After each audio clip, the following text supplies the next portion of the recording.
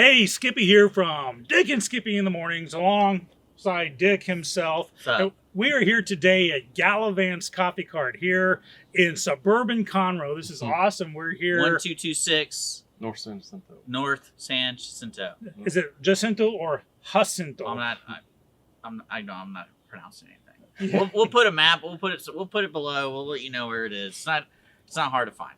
So if you can tell right here, this is an amazing sole proprietorship. It's an actual coffee cart, fully stocked, fully loaded, different kinds of coffees, making gourmet coffees, and locally run and operated here. Yeah. We opened about 3 weeks ago now. So.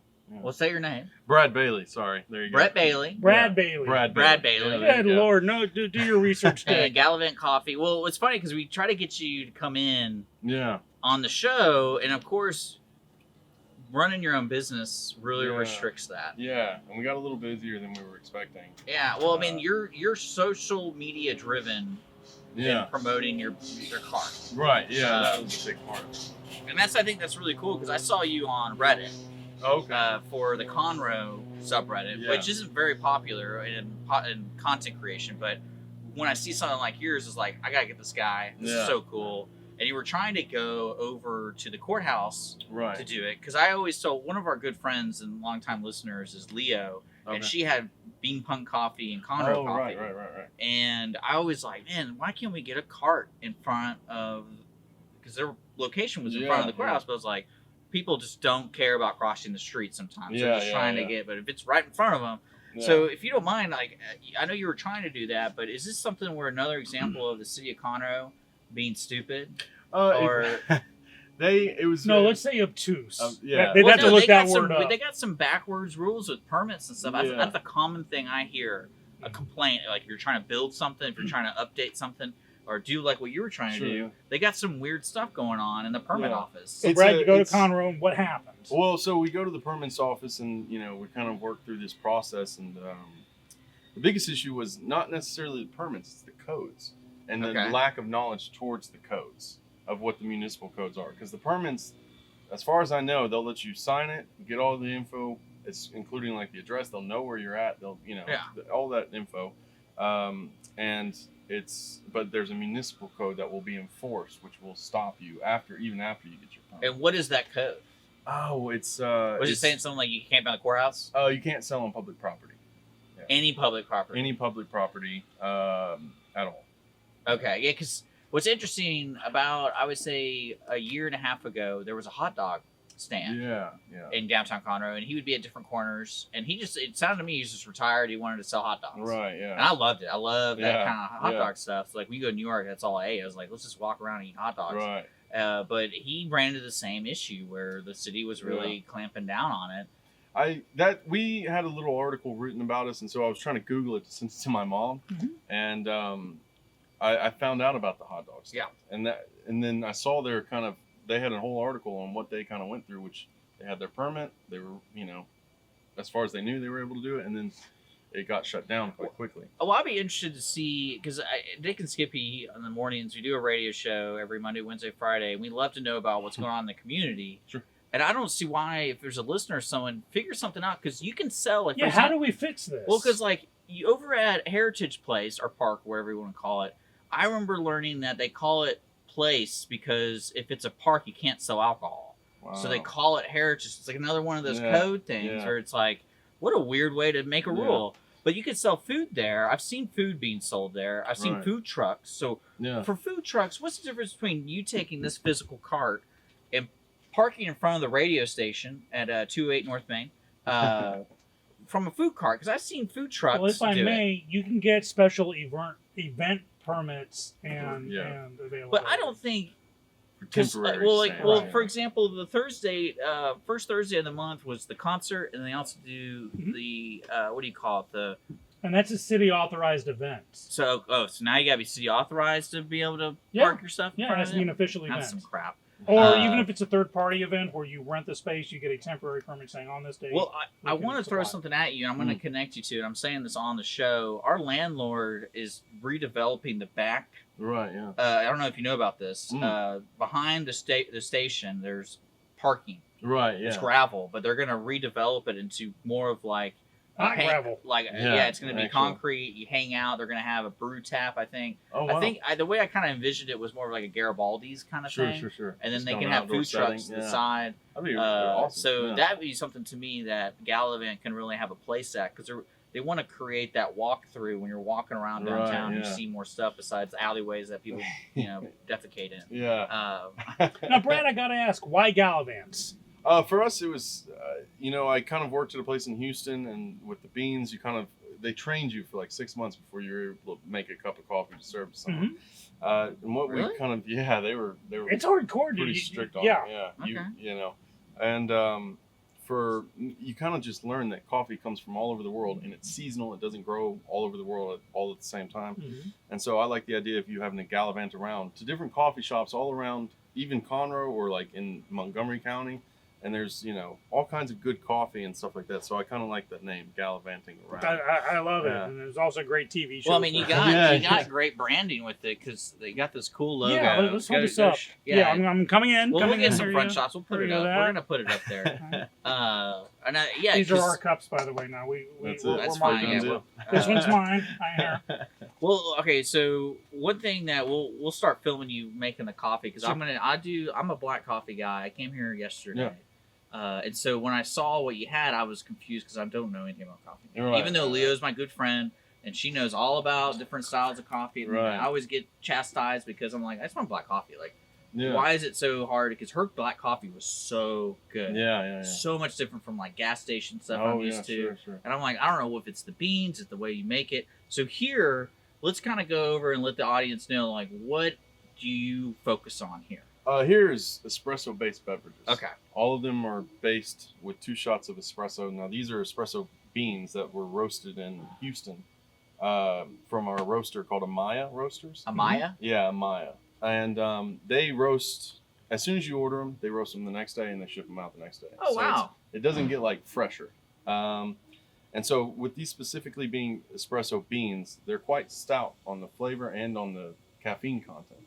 So we want to make sure, like, if you're paying a good amount of cup, a good amount per cup, that you're getting the caffeine content worth.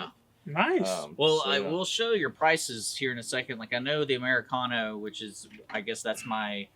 If I come here, this would be my black coffee. It's $2.50 plus tax. Right. And you range from like custom coffees, so I can get my Americano. You asked me for syrup. Yeah. I was like, dude, I don't even know what a syrup is. Like, what does that do? Yes, tell me about.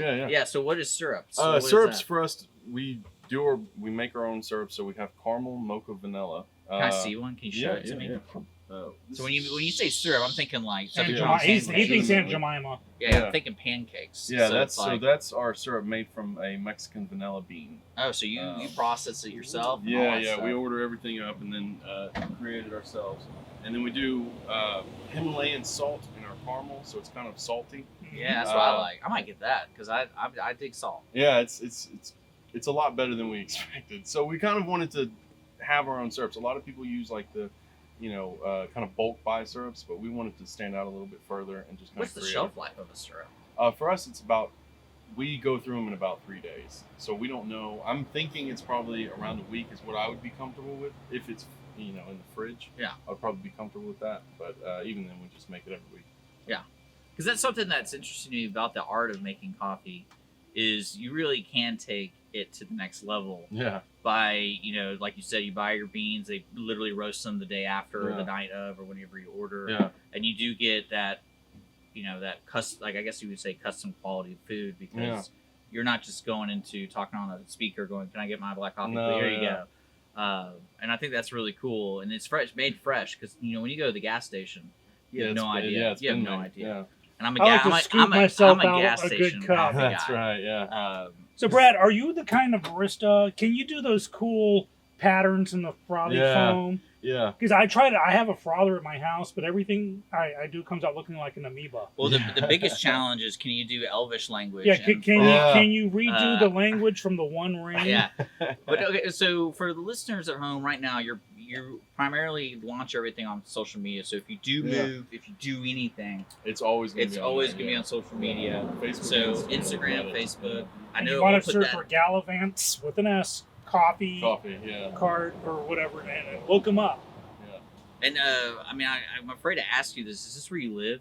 No, this is my girlfriend's house. She actually, perfect. She helped me build and put. She's the one that came up with the logo idea, and Dude, she's a keeper. Yeah, that's right. Yeah, she's a legend. It's amazing branding. I mean, no lie, this is a good branding, and this is a local business who's got the who's got the beans to open up during this. With this interview, I want to hear people what they think Brad should do about the. Obviously, he's not looking at us. You want some coffee? It's good. Come on in. Well, I want to hear what your thoughts are for helping Brad get more promotion. Like you're basically open Monday through Friday or Monday through Sunday. Monday through Sunday. Yeah. So all day week, 7 every day day a week. So awesome. 8 a.m. to 4 p.m. 7 to 4 p.m. Oh, 7 a.m. Okay. And like I want to know because ultimately, where do you want to take this car? Do you want to be on the courthouse? Yeah, like, that's the big goal for it. Yeah, because here, it's great because we have, people from the neighborhood that come around. Yeah, plenty of parking all around. Oh yeah, and so we get a lot of people from the neighborhood, and then we also do like a lot of just kind of people that have heard us through social media. Yeah. Reddit has been way more helpful than I thought it was going to be. I gotta check that place out. It's fun. He's too old. He's a boomer. Yeah, that's right. I'll send you to the boomer subreddit. Yeah, right. There we go. But but the courthouse is the goal. Raymond McDonald has kind of like been councilman. Yeah, councilman, shout out, name drop. That's right. Has been like immensely helpful and very supportive of like coming out and showing up and I just don't get. I get the code where it's public property, but like, to me, it's more of, are you maintaining your cart? Is it following our health code we have in Montgomery County and Conroe? You think they could update it to support local business and entrepreneurship as well? Because you have a license, so you're up to lose something if you don't perform under that license the way they expect. So to me, it's like, let them have a chance, and then if something goes on, like he's dealing drugs out of his cart. Yeah, that's right. Because that's where my mind goes to. Coffee and cocaine. Well, it's just kind of like, can I get that special something?